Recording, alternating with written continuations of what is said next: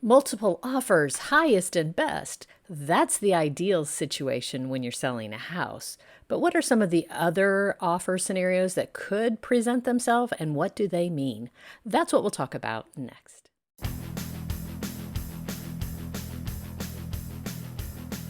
Hi, I'm Kelly Vandever. I'm a real estate agent in the Atlanta, Georgia area with Keller Williams, North Atlanta. Multiple offers, highest and best. That is music to real estate agents' ears, and it will be to your ears too if you understand what it means. As a person selling a house, the ideal situation is you have multiple people that are interested in buying your house. Highest and best is just lingo that we use in the real estate industry to say, send us the best offer you have by this date, and then we're going to consider all the offers at the same time. But what if you don't get multiple offers? What does that mean? Let's break down the different offer situations you could find yourself in, starting with you get one offer and it's below asking price. If you only get one offer and it is below asking price, it means that you have probably priced your house too high. I hate to be the one to break it to you, but in this market particularly, if you only get one offer, the buyers that went to look at your house aren't seeing the value in it. Now, I will use the caveat at certain price points, the much higher price points, it may not be uncommon to get a single offer and it be below asking. But for most houses, say $800,000 or less in the metro Atlanta area, if you only get one offer and it's less than what you were asking for, you probably overpriced your house. I want to warn you in this particular situation that if you are that person that only gets one offer and it's below what you wanted, it's easy to get emotional. You get your feelings hurt, you get angry that they can't see the value of your house, and sometimes people get so annoyed that they don't want to accept the offer or at least make a counter offer.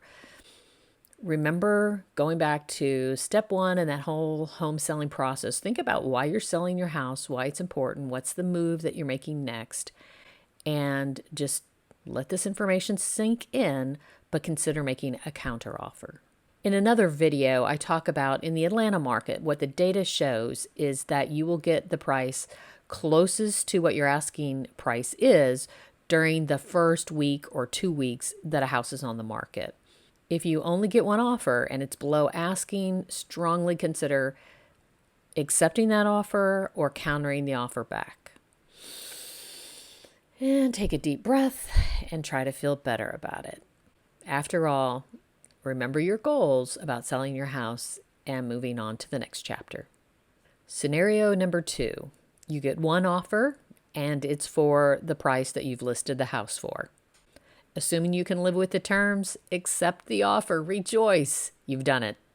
Next, let's talk about that ideal situation where you get multiple offers and the highest and best type of situation. In this market, it's not uncommon to get multiple offers that are at or above asking price. That doesn't mean that you've priced the home too low. It just means there's so much pent-up demand that people are just bidding and bidding and bidding, trying to get a house.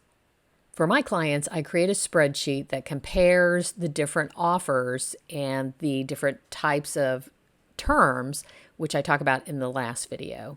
In that spreadsheet, I do calculations based on the offer price, the closing cost, any other costs that might be part of the offer in the special stipulations, for example. And I also ask that in our offers, the person that's submitting the offer include a pre-approval letter or proof of funds so that we know for sure they are a very strong buyer and that the offer we accept is the best chance we have at getting the best price and getting that deal closed. If I'm in a situation where I have multiple offers and there's not an all-cash buyer or the all-cash buyer is not the best offer, I will go back to the top 2 or 3 offers and contact the lenders just to double check that everything is as good as it looks on paper. I want to talk to the lenders. I want to get the best information possible so I can share that with my clients so that they have all the information they need to make the decision that's best for them. Another factor that I look into is the quality of the offer that was put together. And I'm not talking about terms here. I'm talking about whether or not the agent for the person buying the house filled in the forms correctly, included all the forms as I requested, and basically shows the professionalism needed to make sure that this offer is going to go through and the deal is going to close. Obviously, it's the client who makes the ultimate decision about which offer to accept. My role is to work hard to make sure the offer they accept gets to the closing table and the house gets sold. And the final scenario is we could get no offer at all. Even in this low inventory market, a certain percentage of houses do not sell. What that means, especially in this market, is the house is overpriced. Depending on the price point and what the data show, I'll recommend to my client how long to wait before we lower the price or how much we should lower the price by. But chances are, if we get no offers in the first week or two, we've overpriced the house and we need to lower the price. Whatever the scenario is that you find yourself in, let's assume for a moment that you have accepted an offer. In the next video, we'll talk about what happens after going into contract to get you to the place where the house actually sells. After all, you have to sell the house to make your move easier. For a guide on the overall process flow in selling your house, follow the link below. If you'd like some help selling your house in the metro Atlanta area, I'd love to work with you. Please reach out.